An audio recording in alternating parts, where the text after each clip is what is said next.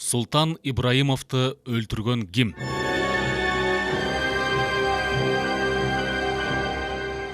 Авторы Токторбай Урманбетов. Окуган жана аудиолоштурган Адилет Чубаков.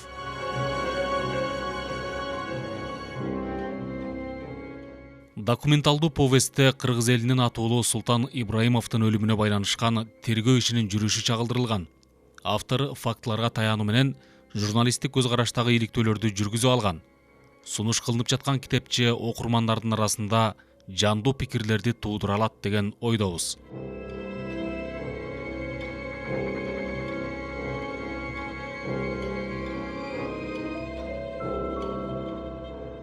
Ата бала Смагиндер.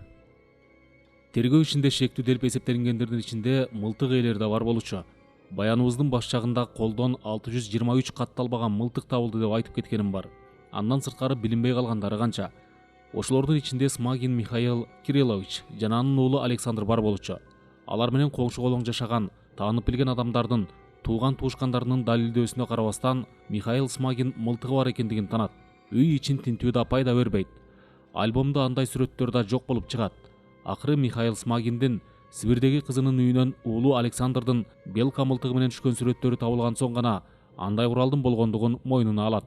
Тергөө кызматкерлери эмне үчүн белка маркасындагы мылтыкты издешип калышты? Анткени кыйлага чейин жүргүзүлгөн экспертизанын натыйжасында кылмыш дал ошол белка менен жүзөгө ашкандыгы аныкталган. Деги Смагиндер өзлөрү кимдер? Смагин Михаил Кириллович Чолпон Ата аэропортунда моторист электрик болуп иштеген адам. Айлыгы 100 сом. Ошого карабастан оокаты тың. Заманга жараша алгач Москвич, кийин жаңыларын сатып алып жүрүп, акыркысы Волга, ГАЗ-24. Уулу Александрдын Ява маркасындагы номерсиз мотоцикли бар. Баяныбыздын баш жагында Фрунзедеги Ленин атындагы заводдун слесары Буренин Феликс Васильевичтен 29 ноябрь күнү санатория тарапка кеткен мылтыкчан эки адамды, эртеси 30 ноябрь күнү шаардагы номери жок мотоциклдин бензин куйган багынын үстүнө белканы байлап алган жигит жөнүндө айтканы эсиңиздеби окурманым?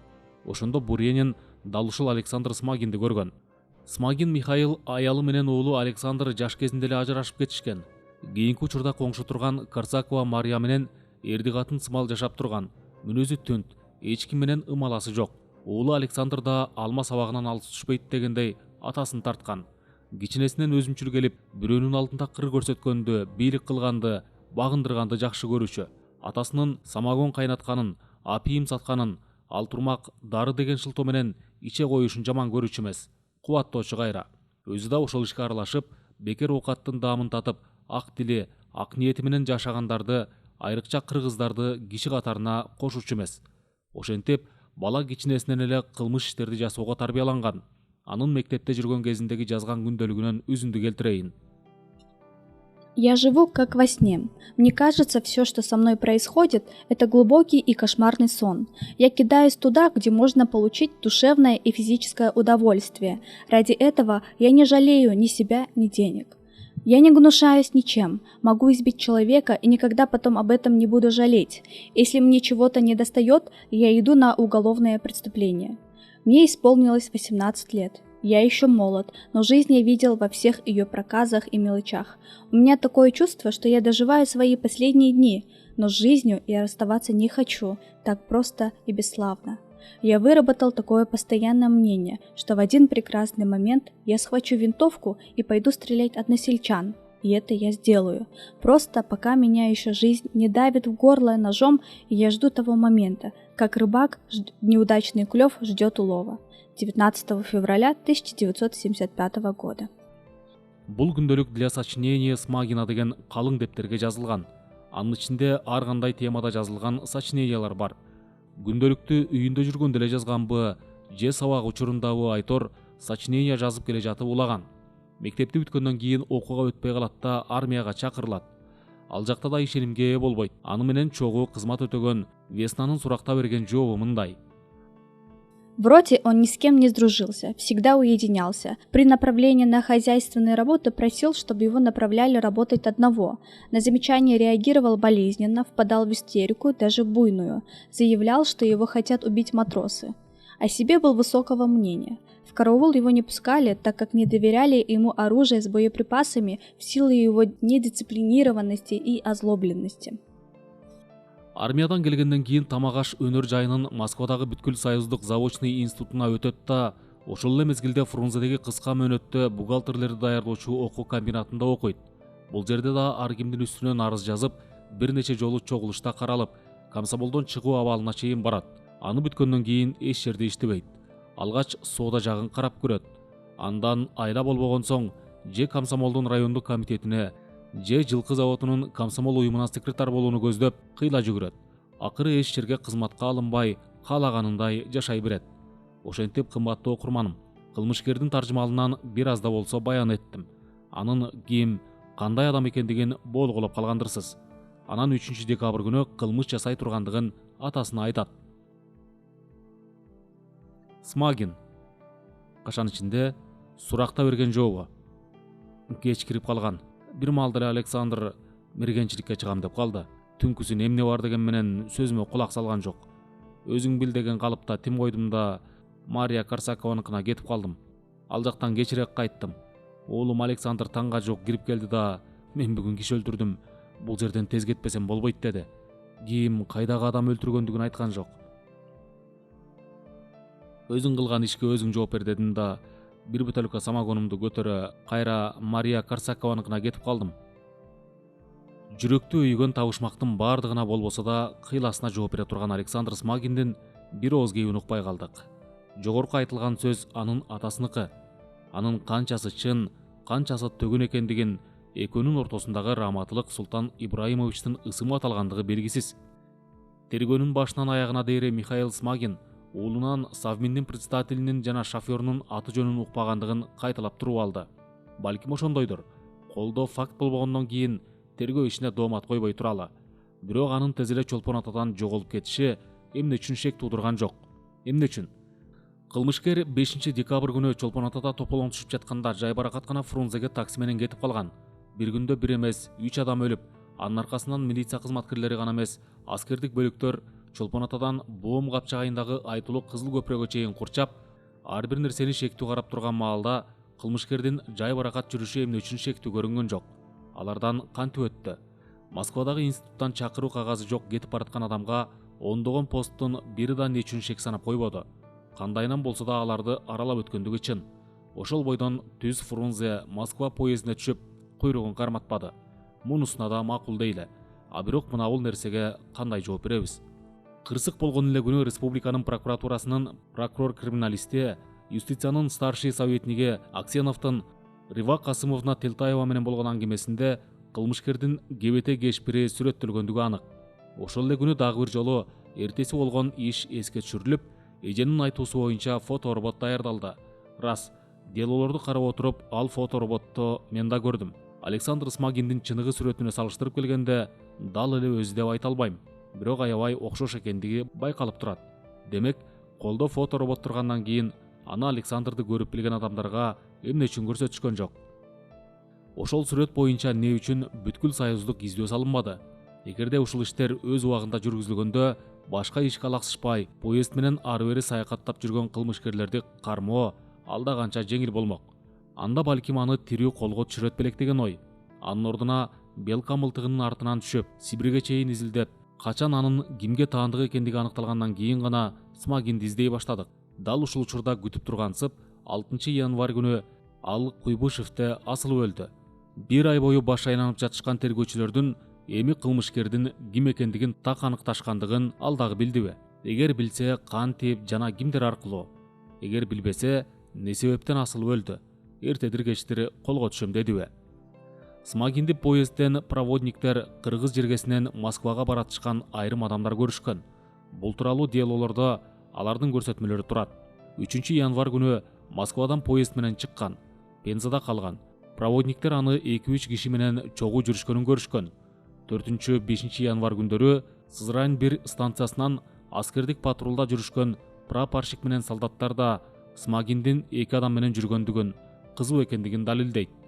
6 январь күнү Безунчик станциясынан өлүгүн табышат.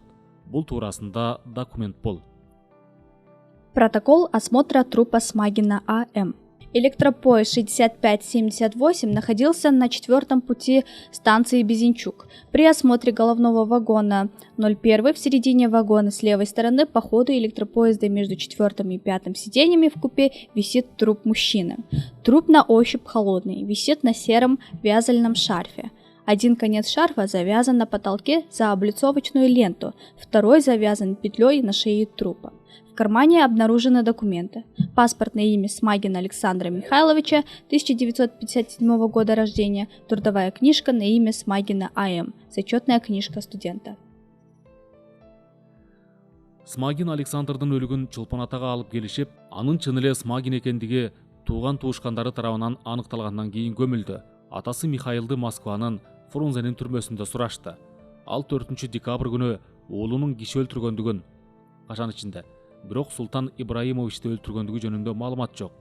Оолунун киши өлтүргөндүгүн, Мылтыкты шаардын жогору жагындагы каналга калтыргандыгын, ага 200 сом акча берип, Москвага жөнөткөндүгүн, үйдөгү сүрөттөрдү жана Александрдын ошол күнкү кийип жүргөн курткасын өрттөп жибергендигин мойнуна алат да, тергөө 2 июль күнү токтотулат. Ошентип тергөөгө чекит коюлду. Кылмышкер табылды. Анын Александр Смагин экендигин фоторобот, кылмышкерлердин калтырган издери, колдун тагы, мылтык жана атылган октун бири-бирине дал келиши далилдөөдө.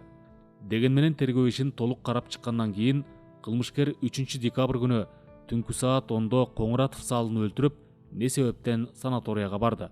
Султан Ибраимович анын планында бар беле, же кокустукпу, поездде кимдер менен жүрдү, ушул иштерди жалгыз жасадыбы же жокпу деген суроолор жан дүйнөмө тынчтык бербей, акыры ошол тергөө ишиндеги айрым фактыларга таянуу менен чекиттин ордуна үтүр коюп, баяныбызды андан ары улантууну чечтим.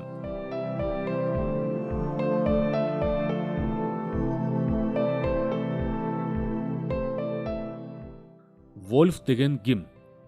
Баса, Вольф деген ким? Ушул адамдын тегерегинде азын улак ой жүгүртүп көрөлүчү. Маркум Султан Ибраимовичти 2 шофер, Сильверстов Александр Андреевич менен Вольф Юрий Артурович тейлей тургандыгын сиздерге тааныштырып кеткем. Экөөнүн ичинен Вольф раматылыктын үй бүлөсү менен тез эле быгышып кеткени рас. Мындай караганда шек санай турган эмес. Ушул жерден кымбаттуу окурманым, сиздин эсиңизге салып кое турган бир жагдай. Айрым далилдердин аркасы менен кылмышкердин бири мына ушул Вольф деп ага чоң күнөө тагайын же ошондой жыйынтык чыгарышпаган тергөөчүлөрдүн ишине олутту тактык кошумча кийрейин деген ойдон алыспын. Болгону фактылардын негизинде гана ой жүгүртү. Эң алгач шофёрдун жүрүм туруму, жашоосу, эл менен болгон мамилеси жөнүндө сөз кылардан мурун кырсык болгон түндөгү окуяга дагы бир аз көз чаптырып көрөлүчү. Кылмышкер ачык турган терезеден кирди. Вольфту ойготту же өз ойгондо. Кеп анда деле эмес. Ошентип экөө эки жерде отурушту дейли. Эми жогору жакта берилген схеманы дагы бир сапар карап койсоңуз. Анда керебеттеги 2 жаздык 2 башка жерде жатат. Эмне себептен? Ушул көрүнүштүн өзү эле шектүү туюлбайбы? Немец адамдын үй бүлөсүндө тарбияланган Вольф жаздыкты атайлап ыргыткан жок. Балким бул кылмышкердин жасаганыдыр. Анда не себептен? Шофёрду коркутуп, үркүтүү үчүнбү? Тергөөчүлөрдүн версиясы.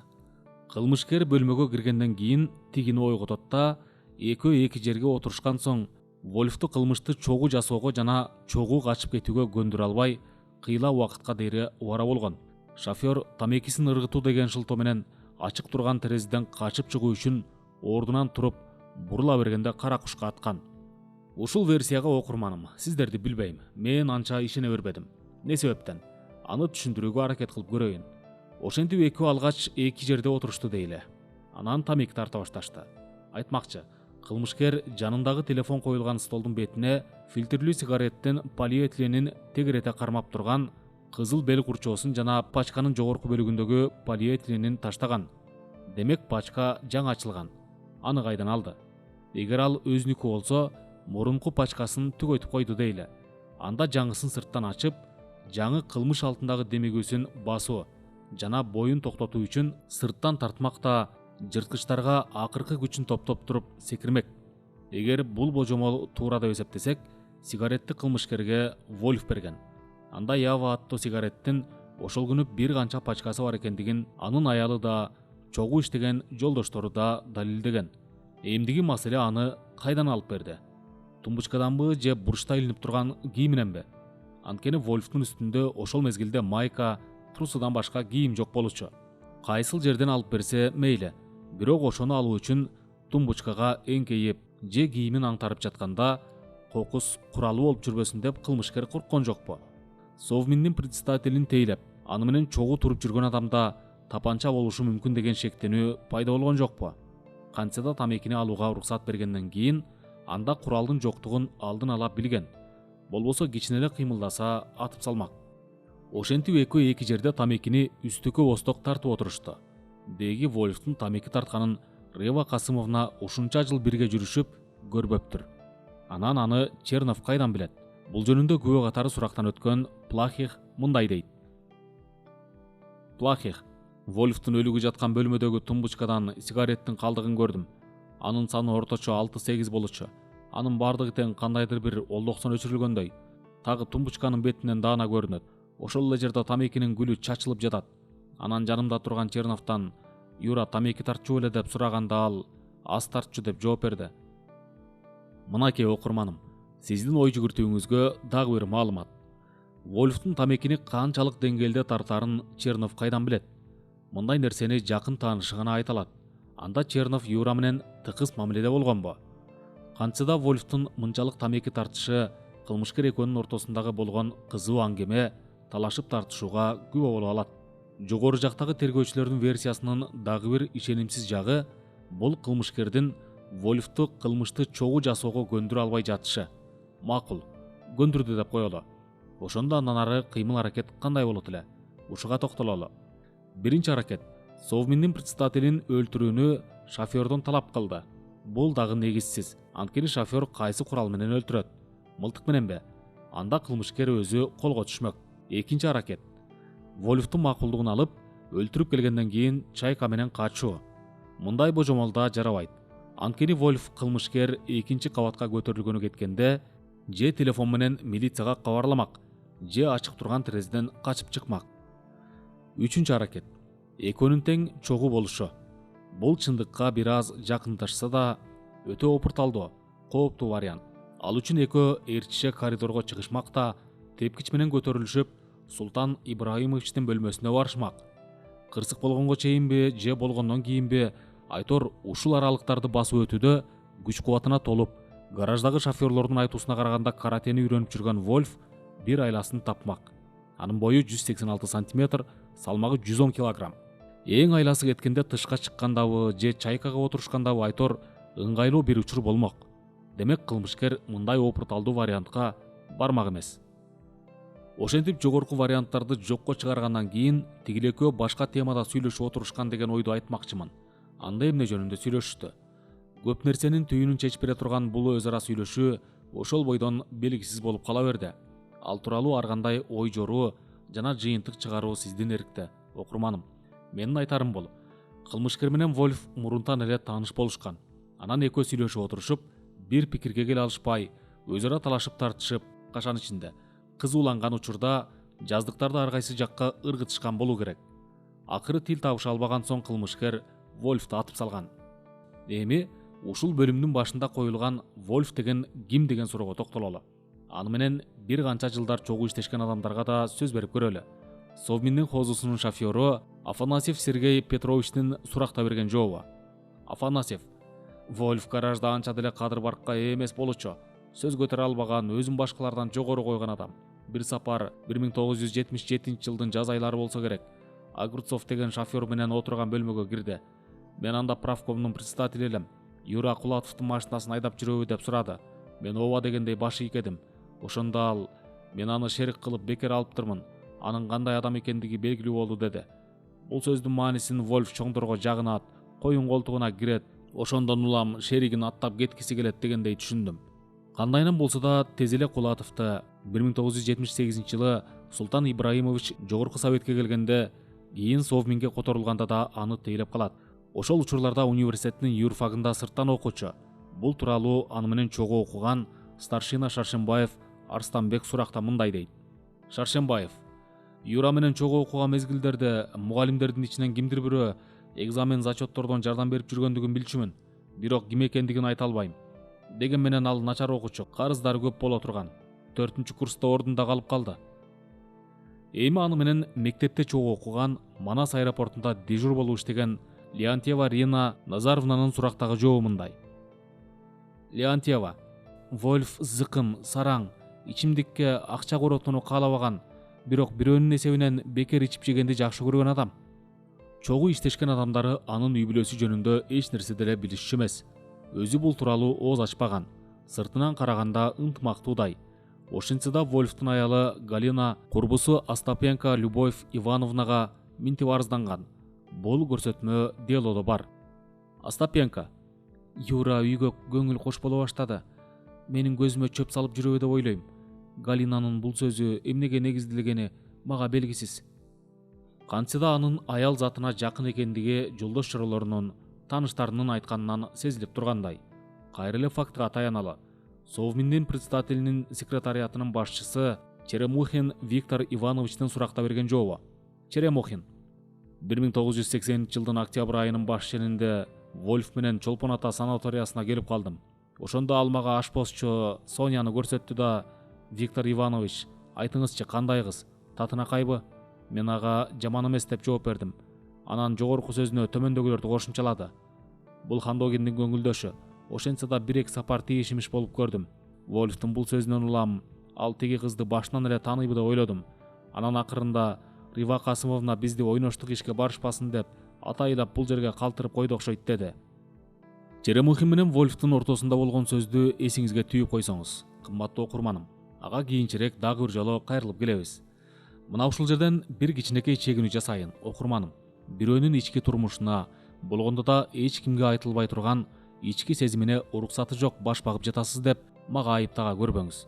Ошондой экенин сезип турам. Башка арга жок. Эгерде Вольфтун ким экендигин билгиңиз келсе, аны турмуштун ар кыл тарабынан карап көрүшүбүз керек. Анын үстүнө аягы суюктукта кылмыш ишин алып келиши мүмкүн экендигин турмуш небак далилдеп койгон. Болбосо дагы бир мисал. Вольф 1980-жылы июль айында Султан Ибраимовичти ушул эле санаторияга алып келгенде кечкисин жашыруун кетип калып, эртеси таңга жуук, башкача айтканда саат 4-тө келген. Ошондо кайда жүрдү? Сойкулук иш мененби же башка жактабы? Бул оюмду бекемдеш үчүн ошол мезгилде күзөттө турган милиция кызматкери Айтбаев Кубанычбек Чакиевичтин суракта берген жообуна көңүл бөлүп көрөлүчү. Айтбаев: Анда Совминдин председатели менен 2 күнгө келишкен. Арадан бир аз өткөндөн кийин Вольф Бостери айылы тарапка кетип кечигип жатты. Председатель аны издеди. Вольф келгенден кийин кожоюндун тынчсызданып жатканын айтсам, ал энеме бардым дегендей кылды. Ошол эле күндөрү кимдир бирөөгө сырты кызыл удостоверенияны көрсөтүп, мактанып жатканын байкадым. Кийин текшерүүдө Вольфтун Бостери гана эмес, деги эле Ысык көлдүн айланасында тууган туушканы жок экендиги аныкталган. Анда эмне үчүн энеме бардым деди. Мындай сөздү биринчи жолу айтып жаткан жери жок. Григорьевка айылында туугандар бар экендигин башкаларга да айткан. Бирок чынында анын ал жакта эч кимиси жок эле. Анда кимге барды? Энеси менен туугандарына жамынган ким? Дагы бир эске алуучу көрүнүш. Өңү кызыл удостоверение. Ал чынында эле 171 номер менен Кыргыз СССРнин МВДсы тарабынан Вольфтун намына берилген. Аны ким жана кандай максат менен берди? Вольф үчүн удостоверениянын кереги бар беле? Кереги бар болсо, кандай шартта колдонгон? Мына ушул өңдүү суроолор ошол тополоң болгон 1980-81 жылдары аягына чыга текшерилбей, аныкталбай кала берген. Мындан сырткары Вольфтун Бакен Сүйүнбаев менен өз ара жолугушуулары айтылат. Фактыга кайрылалы. Совминдин гаражында иштеген шофер Шлехт Владимир Филипповичтен суракта берген жообунан үзүндү. Шлехт: бир сапар Юрий Вольфтун Бакен Сүйүнбаев менен гаражда сүйлөшүп турганын көргөм. Эмне жөнүндө экендигин айта албайм. Пендечиликте адам бири-бири менен саламдашат, сүйлөшөт, жолугушат. Мында эч кандай деле шектүү нерсе жок. Бирок анын кайра-кайра кайталанышы күмөн саноого түрткү болору шексиз. Эмесе факты келтирели. Борборубуздагы тор кийим жасоочу фабриканын бухгалтери Бачкарева Светлана Федоровна суракта мындай дейт. Бачкарева: үй бүлөбүз менен 1980-жылдын 24 июлунан 6 августуна чейин Бостерди эс алдык. Анда Юра аялы Галина менен бар болчу. Бир күнү Юра бизден 15-20 метр мындайраак көл жээгинде турган жаш жигитке жөнөдү. Экөө 15 мүнөтчө сүйлөштү да Юра кайра бизге кошулду. Бул ким десек, ал коммуналдык чарба министри Сүйүнбаевдин баласы деп койду да, отуруп бара жатып, бир нерсеге нааразы боло кол серпе ар кайсын айтып дөөдүрөйт деп кошумчалады. Ар жагын тактап сураган эч ким болгон жок. Тергөөчүлөр мына ушул маалыматтан кийин кайсы бир жылдары дуу боло түшкөн Каракеевтердин кашан ичинде кличкасы эсиңиздерде Хаза кылмыш иштери эске түшүп, ошого байланыштырууга аракет кылып көрүшөт да, ал кылмышкер Смагин Александр табылгандан кийин токтотулат. Вольфту ошол группа менен түздөн-түз байланышы болгон деп айта албайм.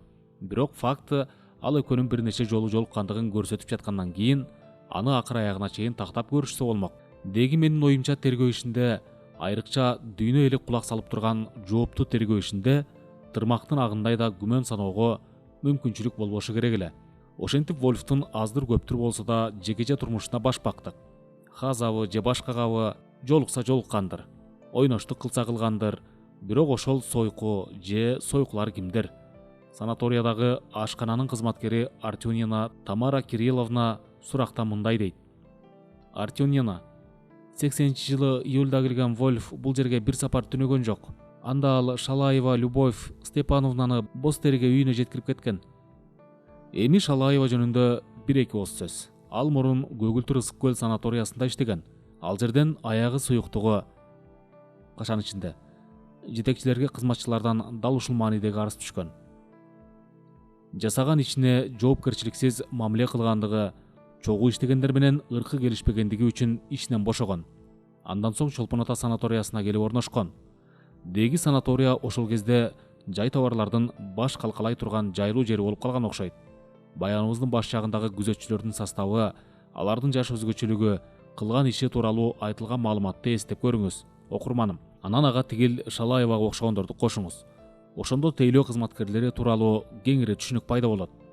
Шалаева Любовь Степановна жалгыз бой аял, өңдүү түстүү, мурунку иштеген жеринде аны күн сайын Москвич, Жигули, Волга менен тосуп алуучу. Кийин санаторияга сестра хозяйка болуп орношкондон кийин дегеле жөө жүрбөй калган дешет, көрүп билгендер. Коммуналдык үйдө жашайт, оокаты тың, кийингени, ичип жегени мыкты. Алган айлыгы аз болсо да колунда бар адамдардай жүрүүчү. Анан анын кошунасы Уйманов Владимир Николаевич менен Уйманова Антонина Алексеевна суракта мындай деди. Уймановтар: биз жашаган үй эски формада салынган. Башкача айтканда, бир квартирада эки үй бүлө турабыз. Бир эшиктен кирип чыгабыз. Ошондон улам үй ичиндеги катуу добуш даана угулуп турат. 3 декабрга чейин Шалаева калыбындагыдай эле телевизорду түн ортосуна дейре иштетип, шан шөкөт менен жашап жүрдү. Анан 4 декабрь күнү мүнөзү өзгөрүлүп, суз тартып калды. Бир нерседен корккондой, эки жагын элеңдеп, сырткы эшик ачылып жабылса чочуп турду. Фрунзеге кетем дегендей да кылды. 4, 5, 6, 7 декабрь электр жарыгын күйгүзүп койду таң атыкча. Мурун античү эмес. Анан телевизор көргөн жок. 10 декабрь күнү европалык түспөлдөгү адам ГАЗ 24 машинасына салып алып кетти да кечинде көңүлдүү кайтты. Адатынча телевизорду иштетип айтор мурунку калыбына келе түштү. Вольф бир сапар үйүнө жеткирип барып, ошол түнү аны менен чогуу болгон Шалаеванын жогорку абалы күмөн туудурбайбы? Эмне себептен каргашалуу 4 декабрь күнүнөн баштап көңүлү чөгөт да корккондой болот? Эмне үчүн 10 декабрь күнү ага майрам күндөй болуп калды? Эми кымбаттуу окурманым, кайрадан 3 декабрга келели. Совминдин гаражынын шофёру, Вольфтун шериги Селиверстов Александр Андреевич суракта мындай деп маалымат берет. Селиверстов: 3 декабрь күнү Юраны эмне дагы эле кете албай жатасыңарбы деп тамашаладым. Ал ооба, таң эртеңден тартып эле даярданып жатабыз. Эми маселе чечилди окшойт. Шеф дачага келгин деди деп жооп берди. Болуп турганда жакшы баргыла деген менин каалоом ал. Тез эле жетебиз, бирок наркы Григорьевкага жетип барып келиш керек. Балык алсамбы дейм деп калды. Көрдүңүзбү окурманым? Баяныбыздын жогору жагында аталып кеткен Григорьевка бул жерде да бар. Ал жакка балык үчүн эле барабы же башка иш мененби? Балыкты Чолпон Атага жакын жерден алса болбойбу? Бирде ал тарапта туугандарым бар десе, бирде балыкка шылтайт. Анын кайсынысы чында, кайсынысы калп? 3 декабрь күнү Чолпон Ата санаториясына Фрунзеден кинофильмдерди ташыган машина келет. Машина Совминдин гаражына тиешелүү болчу. Ошондон уламбы же ал такай каттагандыктан таанып калганбы, Айтор Соня Сесеза шофёрго келип, бүгүн Султан Ибраимовичти кимиси алып келет, Юрабы же Сашабы деп сурайт. Ашпоз үчүн машинаны кимиси айдап келе калса да баары бир эмеспи. Бирок ошого карабай эмне үчүн сурады? Аны тактоонун кандай зарылдыгы бар эле? Султан Ибраимовичтер санаторияга келип, ар ким өз бөлмөсүнө кетип, Бир аздан кийин кайрадан тамак ичүүгө чогулушат. Ошондо Вольф кудум майрамдагыдай кийинип алган. Өңү жайдары. Мунун анын командировкада жүргөн мезгилинде мындайча кийинип алганын эч ким көргөн эмес. Анан кино көрүүгө чыгышат. Бекжанова Валя Бегайым суракта мындай дейт. Кечки тамактан кийин кино көрүүгө келишти. Биз Соня экөөбүз чай ичип отурганбыз. Аңгыча сырттан шарт эле Юра кирип келди. Менин коркуп кеткендигимди байкадыбы, плашымды алганы келдим деп бөлмөсүнө кирип кетти. Кийин анын качан чыгып кеткенин байкабай калдым. Вольф эмне үчүн кайра кайрылып келди? Чочун шофёрдун Юранын келер келбесин тактаган Соняга бир нерсе айтуу үчүнбү же башка себеби барбы? Ошентип окурманым. Вольф тууралуу фактыга таянуу менен кыскача маалымат бердим. Эми төмөндөгүчө бир ой жүгүртүп көрөлүчү. Ушул баяныбызда айтылып жаткан айрым бир көрүнүштөрдүн өз ара байланышы бар да туюлат мага. Аны далилдөөгө аракет кылып көрөйүн. Султан Ибраимовичтер Чолпон атага келгенден кийин кечки тамакка отурушат. Ошондо жарыктык киши шофёруна коньяк куюп берип жатып, эртең мененки тамактан кийин кайт, ага чейин тарап кетет деп алдырып жибергенин эске алалы окурманым. Демек, Вольф кечки тамакка отурганга чейин эле кожоюндан уруксат сураган. Ибраимовдун эртең мененки тамактан кийин дегенине караганда, шофёр андан да эрте же таң атпай кетүүнү ойлогон болуу керек. Ошондо кайда бармакчы? Кылмышкер Александр Смагиндин Рыва Касымовна менен болгон жолугушуусунда Юра менен мергенчиликке бармак эле деген сөзү менен шофёрдун эрте кетүү үчүн кылган аракетинин ортосунда байланыш бардай сезилет. Анын үстүнө тигинин Юра экендигин кайдан билет? Шаарда Смагин өңдөнгөн жаштар толуп жатпайбы? Анан ошолордун баардыгы тең Совминдин председателинин шофёрунун ысымын биле беришпейт эмеспи? Аны тааныштары гана билет. Эгер ушундай ой жүгүртсөк, анда экөө тааныш. Бул иштин бир жагы. Экинчи жагы, Григорьевкага баруу жөнүндө шериге Селиверстевке айтканы бар. Демейде кожоюнду жерине жеткирип коюп, түнү бою жоголуучу Вольф бул сапар эмне үчүн жөнөбөй калды? Эгерде бир ооз айтса, Раматылык Султан Ибраимович кең пейилдигине салып уруксат берип коймок. Аны Юра жакшы билет. Анткени менин кожоюнум жакшы адам, ак көңүл, каалаганымды жасап берет деп гаражда мактанганы бар. Ошентип Чолпон атадан анча алыс эмес жерге чаап барып келүүгө толук мүмкүнчүлүгү болсо да, не себептен токтоп калды? Үчүнчү бир жагдай, санаториянын врач-стоматологу Кабардова курбусу Вернер экөө 3 декабрь күнү болжолдуу түрдө 19:30 ченде, кашан ичинде, андан кеч болушу да мүмкүн, анткени саатты карашкан эмес, Курткачан 30-дар чамасындагы жигитти номер 10 конок үйү тарапка баратканын көрүшкөн. Кашан ичинде? Сырткы кейпине караганда Александр Смагинге окшош. Басааны Султан Ибраимовичтер күздө эс алууга келгенде да ошол тегеректен бир нече жолу көрүшкөн. Кечки тамактан кийин киного жөнөшөт да арадан 5-6 мүнөт өтпөй Вольф бөлмөгө кайра келет. Балким ошондо тигил чоочун жигитке жолукканы келгендир. Ошентип, Вольф жөнүндө фактыларга таянуу менен маалымат бердим. Эми кымбаттуу окурманым, жогорку маалыматтарды терең талдап, кырсык болгон түндөгү окуяны чагылдырган схеманы ага байланыштырып көрүңүз. Андан логикалык жыйынтык чыгарууну өзүңүзгө калтырдым.